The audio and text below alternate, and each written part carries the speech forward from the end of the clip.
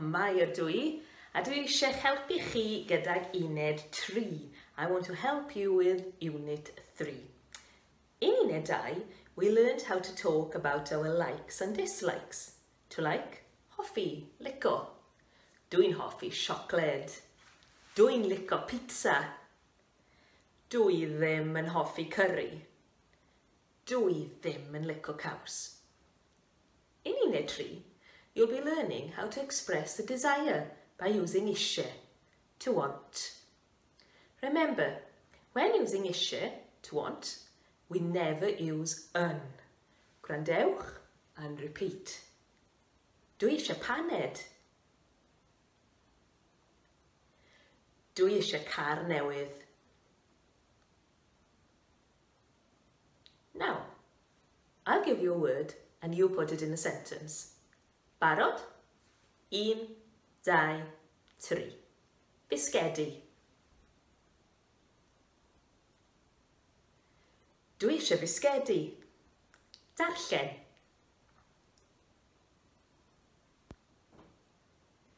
Dwi eisiau darllen. Chwarae. Dwi eisiau chwarae. Diod. Dwi eisiau diod. And if you don't want these things, you can guess what you need to do. Add ddim. Dwi ddim eisiau. Dwi ddim eisiau. Dwi ddim eisiau paned. In Unit 2, we learned how to ask people what they like. For example, wyt ti'n hoffi coffi? Wyt ti'n lico dansio? Wyt ti'n hoffi rhedeg? To ask someone what they want, you simply take away the word yn and hoffi. Gwrandewch and repeat. Wyt ti eisiau diod? Wyt ti eisiau paned? Wyt ti eisiau dysgu Cymraeg? The answer to these questions is either ydw or nac ydw. Beth am ymarfer? Let's practice. Answer with ydw or nac ydw. Wyt ti eisiau dysgu Cymraeg? Wyt ti eisiau diod? Wyt ti eisiau paned? If you want to ask a group of people if they want something, you change the wyt ti eisiau to di chi eisiau. Gwrandewch and repeat. Di chi eisiau dawnsio? Di chi eisiau gwaith cartre? Di chi eisiau canu karaoke heno? Do you remember what's the yes for this one? Ydyn? Nac ydyn. Ydyn, nac ydyn.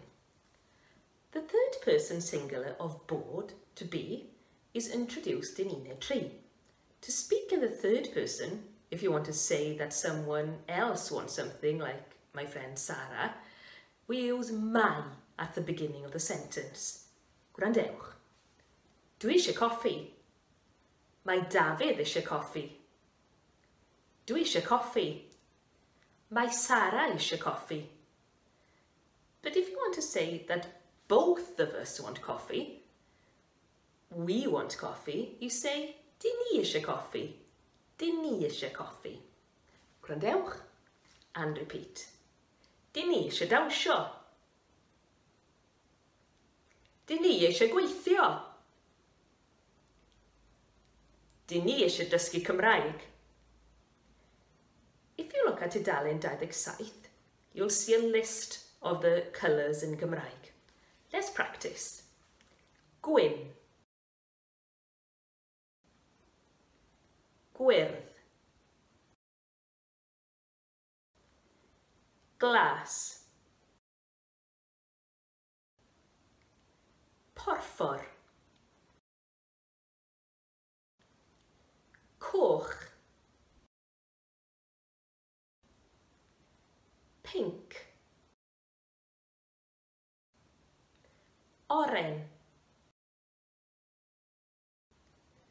Melyn.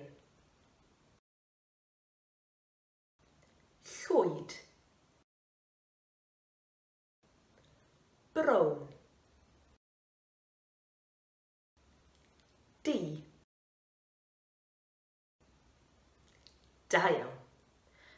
So far, you have learned dwi, I am, rwy ti, you are, mae Aled, Aled is, di ni, we are, di chi, you are.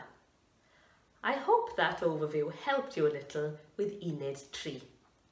Look at Unit 3 in the course book and check out our online resources for more support with this unit.